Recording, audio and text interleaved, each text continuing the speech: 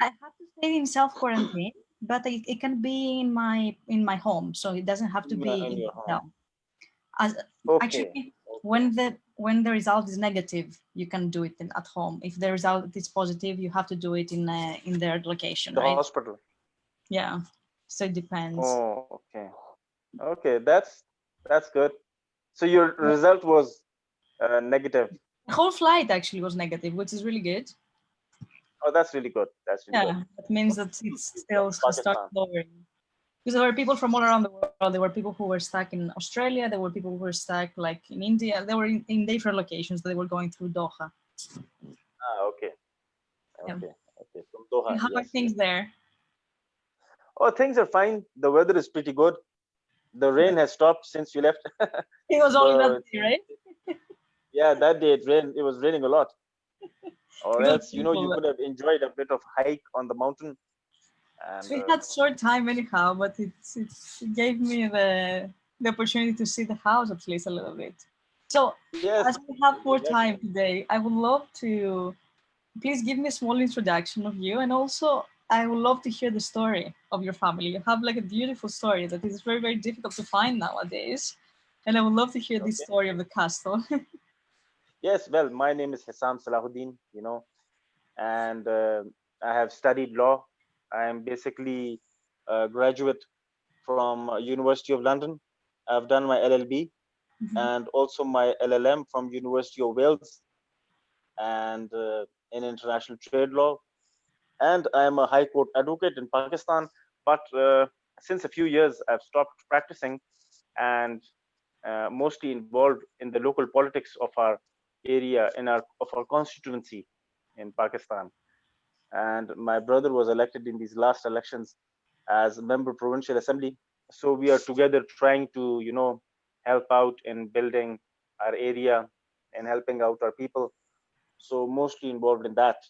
And we are also into agriculture and a bit of mining over here as well, which there is granite mining in our area, What black kind of granite,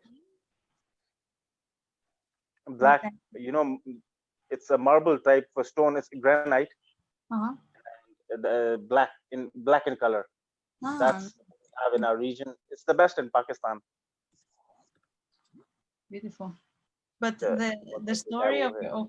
of you being involved in the society and helping your community doesn't come only for the two brothers, right? Comes long behind. Oh yes, because before the creation of Pakistan, or even like before us entering up this politics, my father was in politics, and he was elected 5 times as a member of the National Assembly from our constituency. And before even creation of Pakistan, we had this. They were princely states. They were small princely states in India and Pakistan. India and Mhm. Pakistan used to be one country under the British Empire, and there were like certain areas which the British did not control directly, and those areas were under princely rulers of those states, small states, around 500 of them. Some were big, some were small. So ours was in this region that is in Pakistan now, How it and was it's called? What was the name back then? the name of our state was called Amb. Um, Yeah, Amb, AMB. A and B. Okay. AMB, yeah. So was the capital, and Darband, those were the two capitals of the state. And the British, when they conquered these lands, when they took over the Lahore Darbar, and then they had this rule that the areas that were not under the Lahore Darbar, they accepted their their sovereignty over their lands. And likewise, our ancestors, are my great great grandfather at that time, you know they accepted this area as his princely state. And we had an agreement with the Britishers that we would not interfere in the British lands, which were outside of our state, and they would not interfere in our uh, you know territory. And we would have our own law, and we would run our state according to our own law, not according to the British law. So that was the agreement we had with them, and that was in place until 1947, when the Britishers left Pakistan and India were created, and they gave us an option. They gave all the princely states an option, because all the Muslim majority areas went to Pakistan and the Hindu majority areas went to India, and the princely states were given an option. They either could join Pakistan, or they could join India, or they could remain independent. So my great grandfather at the time, Nawab Muhammad Farid Khan, he was very much close to Qaid-e-Azam Muhammad Ali Jinnah, the creator or the founder of Pakistan. So he helped the Pakistan movement at the time. He gave them financial help, and he was in contact with Muhammad Ali Jinnah. And when this option came up, that either do you want to join Pakistan or India, my great grandfather at the time opted for Pakistan. And with one signature, our whole state merged into Pakistan. And at that time, Qaid-e-Azam, made us promises that our state would remain independent within Pakistan, and all the states which had joined Pakistan would remain independent. And that remained for some time. But later on, the governments, they changed their policies. And in 1971, all the states, the princely states, they were abolished in 1971. So then they And were after the, to yes, the then they merged completely into Pakistan. And after that, well, we have my family has been into politics. My father started politics at a very young age, because my grandfather had passed away when my father was just 12 years old, and he was the eldest son. So when he reached majority age, which is to contest elections, that's 25. So he came into politics, and he became, at the age of 25, he became the a member of Pakistan's National Assembly. And since then he won 5 times, and now my brother is the provincial member. So yes, we are into politics even now. Normal. And how much was the area around? Like, how big was the area? How many villages was including back then? This was around 1350 square kilometers, 1350 square kilometers, this area, this state of ours. And the history of our family ruling this area is around 600 years. And we have been over here way before the Britishers were here, and way before the Sikh Empire was here. There was this Durrani Empire of Afghanistan. Even at that time, we were independent. So we've been here a long time. Our family basically migrated from Afghanistan very long ago, around 600 years ago. But we have been settled in this region for a long time now. And it was basically our state, this princely state, was the main business or something that ran the economy of our area was the Indus River. The What Indus was River, which is it's a river, Indus. okay. And Yeah. it was used like for Indus is the dry. river. Indus, yeah, Indus. We used it for agriculture. We used it for irrigation. We used it for transportation, because in our area the Indus was navigatable. So all the wood, all the timber used to go through our state. So we used to tax that, and all the caravans which used to pass through our state, we used to tax them as well. So we had a very good system of taxation, and a very good system of we had a very good army. We had our own arms factory. You have seen the guns in Shergarh Yeah. that we have made. Actually, I Yeah, would like to show those the ones, photo of it. the the big ones outside. The cannons. We made them ourselves. Can you see my screen already or not yet? Yeah. And now I can see your. Oh yes, those. Yeah, there's two. Yes, Beautiful place. we made these ourselves. And this was all in function until the 70s or until the 40s? You see, this was the summer capital of our state. This Shergarh picture that you see right now. Our ancestors used to come over here for just 2 months in the summers to spend, because the weather over here was much better than Darband, which is around 1 hour's drive from over here. but that submerged into the Terbela Lake, the Terbela Dam. It's one of the biggest dams in the world, from where electricity is produced for almost half of Pakistan. So our lands, we were the biggest affectees of this Terbela Dam, and our lands, our palaces, our agricultural lands, everything, our markets, our whole civilization of our area, that came under the Terbela Lake in 1965. So after that, our my great grandfather, they shifted completely to this Shergarh after that. But before that, Shergarh used to be a summer house. Summer house. Basically, they used to come over here for 2 months in summers. And now it's a beautiful house, and now you're living, your family is living there, right? Yes, we are living over here. Yeah. So it is a big house, and to maintain it is difficult. It's around almost 200 years old, and it needs a lot of repairs and everything. You've seen that. So yeah. Yeah. Yeah, it's a beautiful place. And how are you using it right now? It's mostly for your family to live, right? Yes, exactly. To live, and the office that outside where we had met, that place is our office. It's also our political office. Basically, we call it a hujra system in our Pashtun, this area. We have hujras. People decide their differences sitting in a hujra. Whatever problems arise, we sit, everyone gathers there, and we discuss our problems and everything. So that's also basically our hujra of this whole area. So it kind of remains the place of gathering and of solving the issues of the community, right? Yes, of course. It is, and still people come over here, and we sit and we discuss our problems and find solutions to those problems. Is it more for the state, or also for everybody from the community that has a specific problem to solve? Sorry?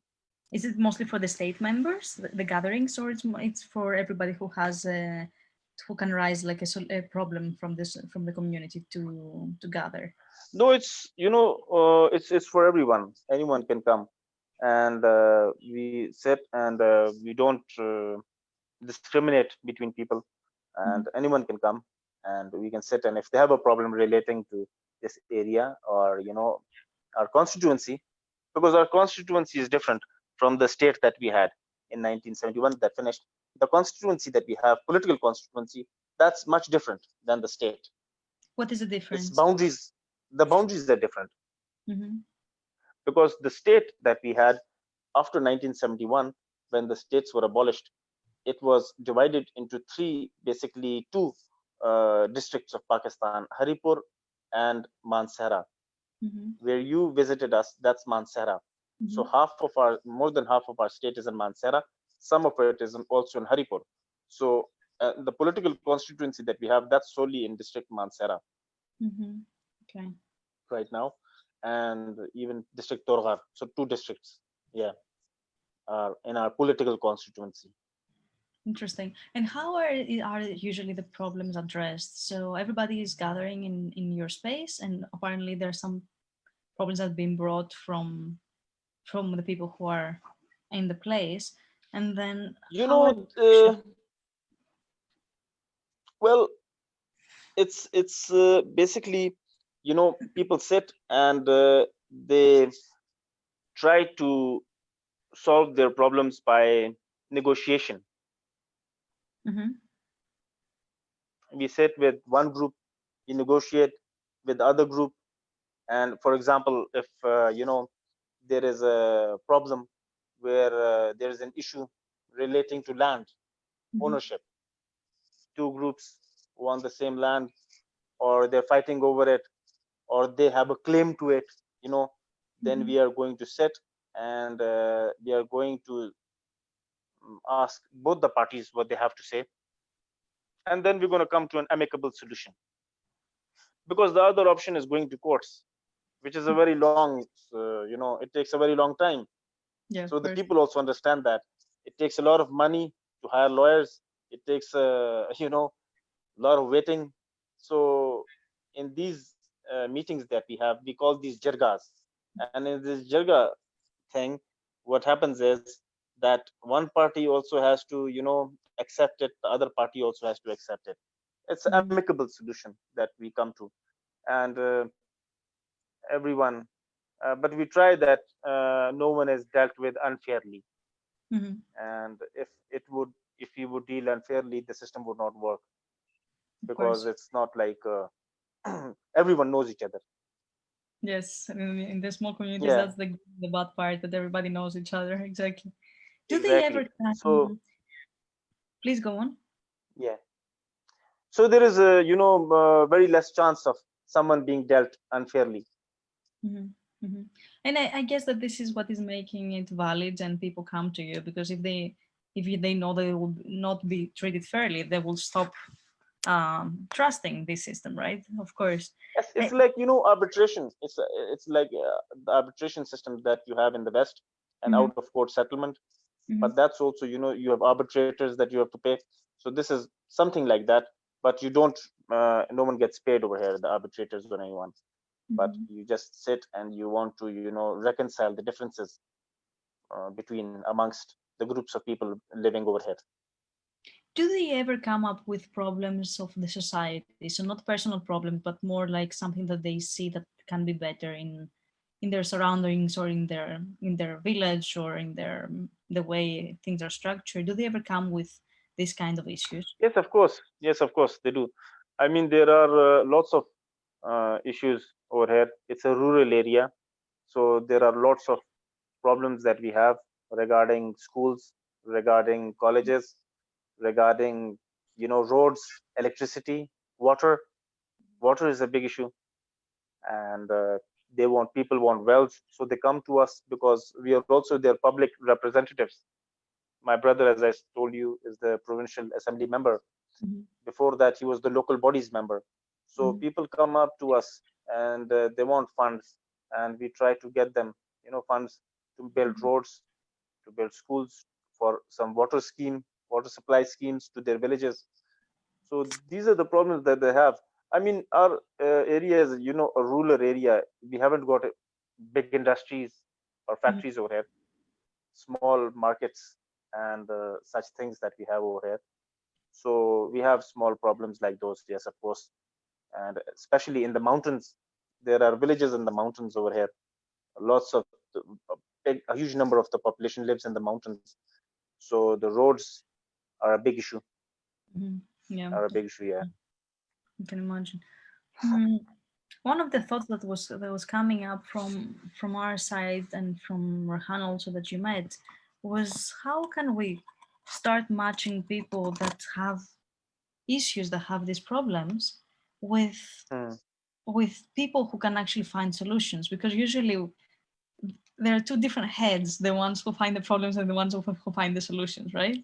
As Hmm. of you say that they come to you to give you, so you can give them solutions and you can solve the problem, because Yeah. the two of them, they cannot really see the solution, right? Like the two parts, they're only seeing the problem somehow. Yes. So this, one of the ideas was coming up of how it would be possible to create these gatherings around Pakistan, that people come together and they actually bring a problem, and somebody else who can see the solution, give them the solution, and see how they can both implement it together.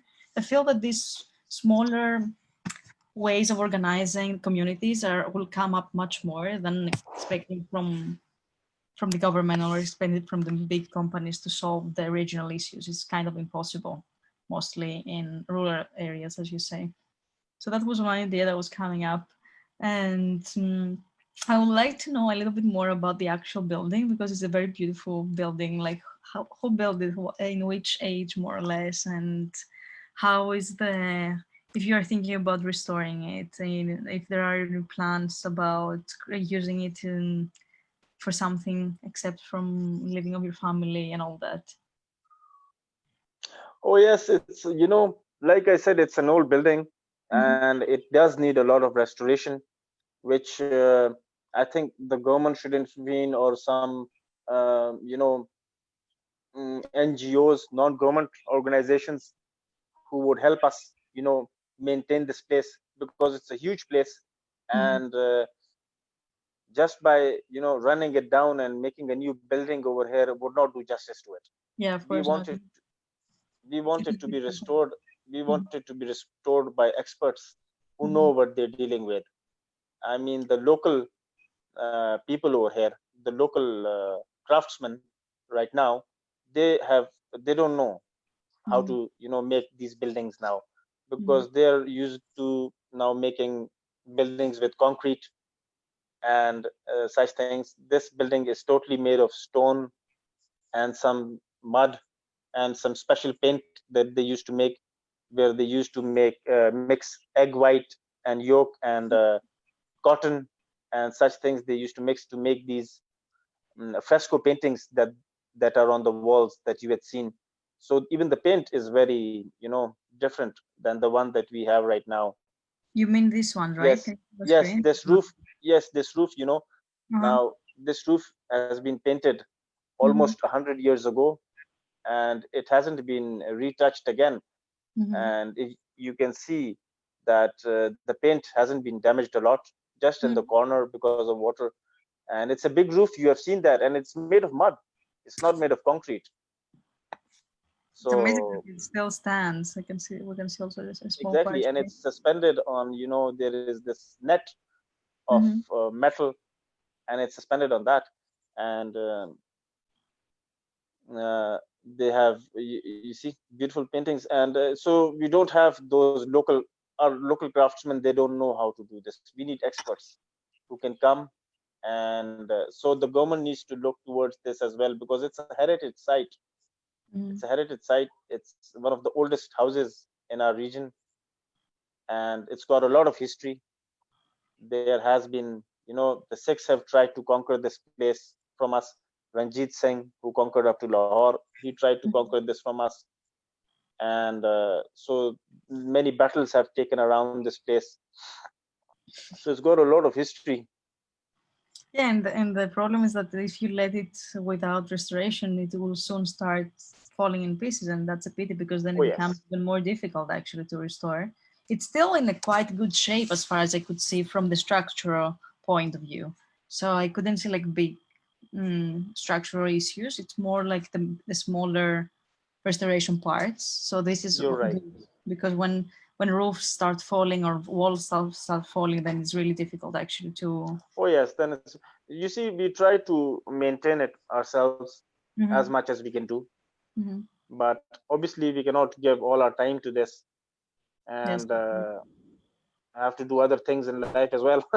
But the thing is that we are trying to, whatever we can every year, uh, we try to, you know, fix things if they are broken, small Mhm. things here and there. And we try to maintain it as much as we can on our own. So you think that it will be needed like expert hands, so people who know how to restore We it? would need, yes, of course. I mean, especially with these paintings, you know, Mhm. and with the roofs inside that you had seen, you know, those small pieces of wood which were joined together and made, there were big roofs inside, as shown you. And especially with those and other structural things, we will need experts. So experience playing role. Yeah. You told me that there was a study being done of how it can be restored, right? So the study exists. It's mostly the Yes, implementation, right?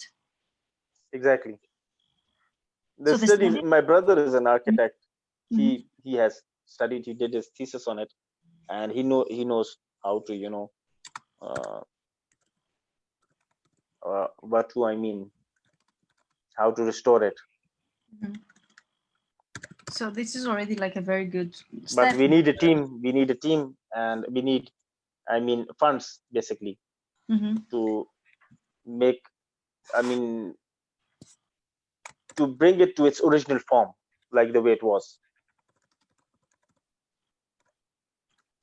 And so the restoration study is is done, it will just need to group up a team of people who know how to Oh apply. yes, yes. How now? Who know how to apply it and who have how know-how of the whole thing.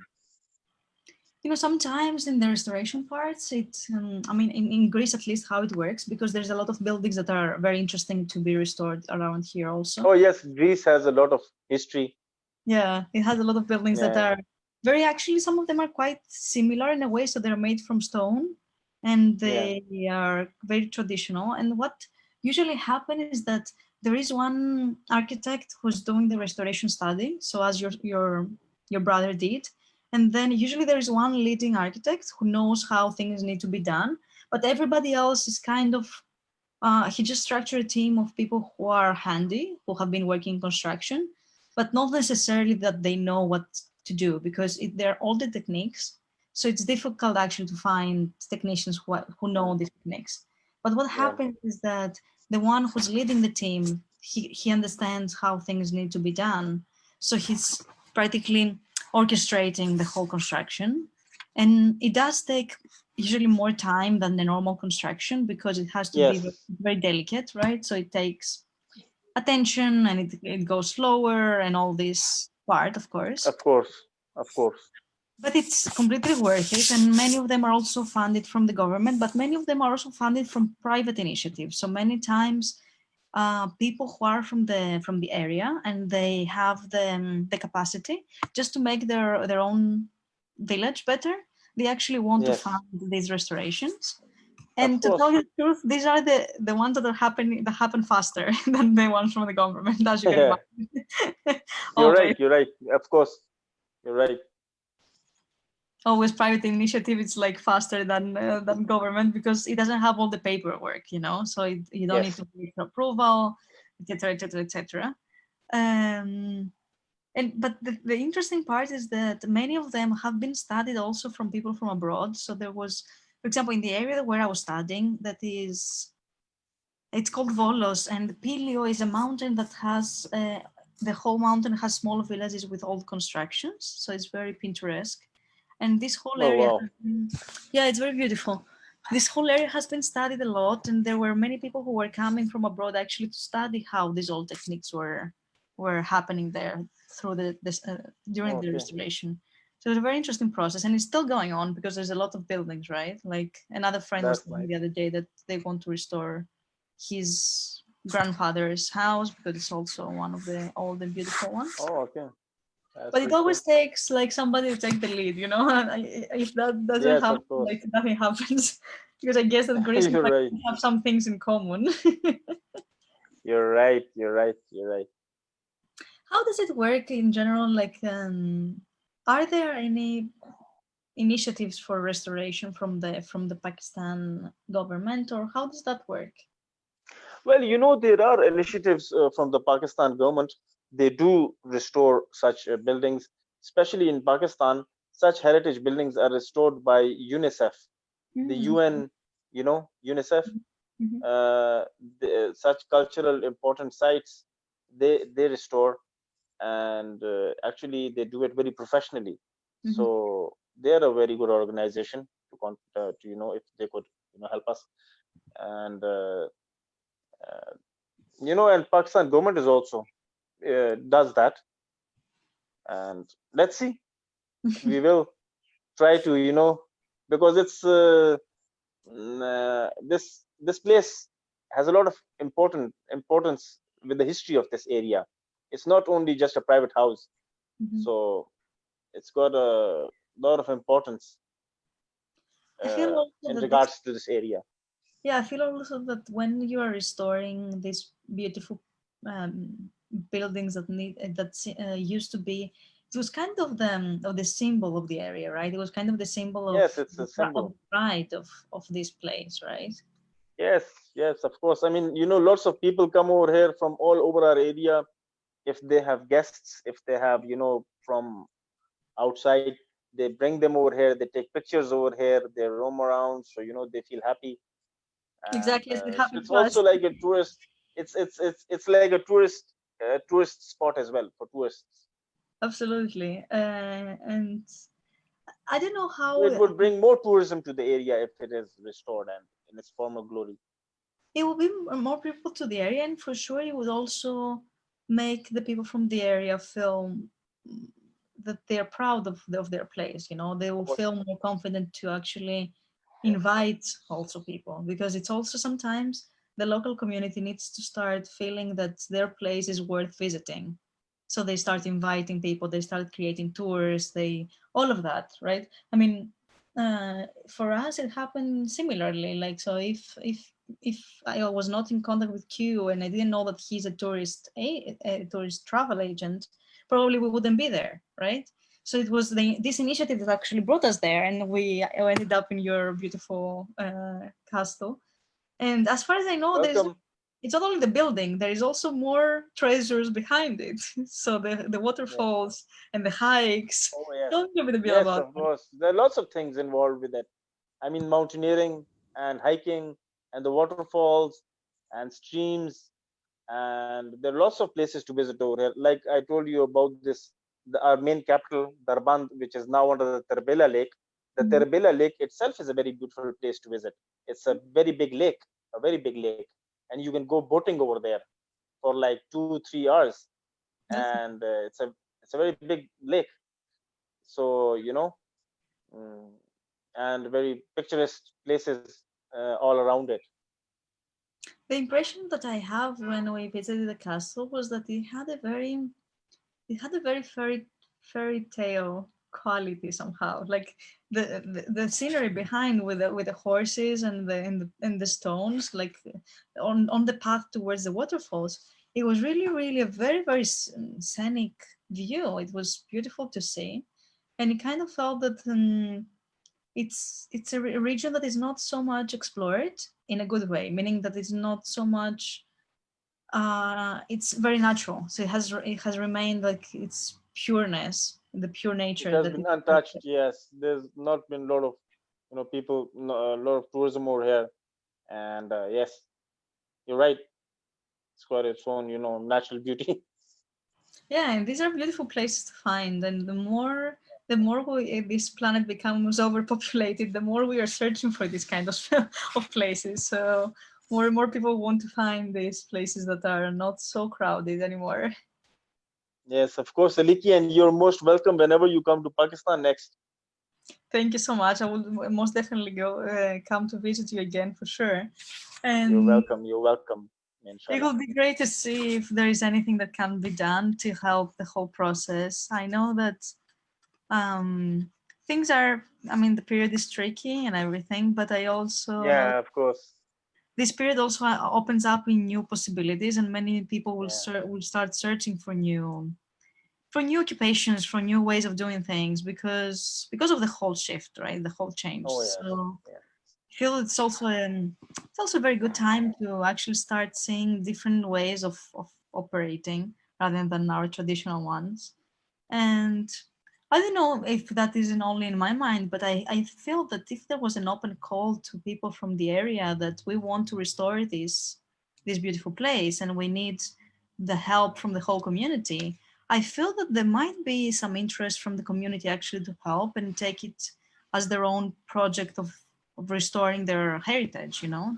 So it doesn't have to be all the burden in your shoulders, because I understand that it's a big building and it's difficult and it will take time. So it needs to be Yes, it will. something bigger. That cannot be just one person holding that. I totally understand that. But it would be interesting. Yes, of course. Mhm. It would be interesting to see if the community might be interested to start that. And I don't know what would be the best way to. Do you have ways of how do you gather the community, or how do you contact them? How do you communicate with the community around you? Which Well, the means you. community around us, obviously, we call them, Mhm. we call the elders of every place, and likewise, we have announcements that we And make in the newspaper, or how do you do them? in the newspaper, or if you have a political gathering. What we do is we send a car with a loudspeaker, Mhm. and they make announcements in every village a few days before that we are going to have a political gathering this day. So that's how we do that, and obviously we sent teams, we sent vehicles to those places to bring the people, Mm. because many people, they cannot afford to come to the political gatherings, so we have to send them vehicles. Mhm. That's how. That's So great cool though. people all around. Yeah.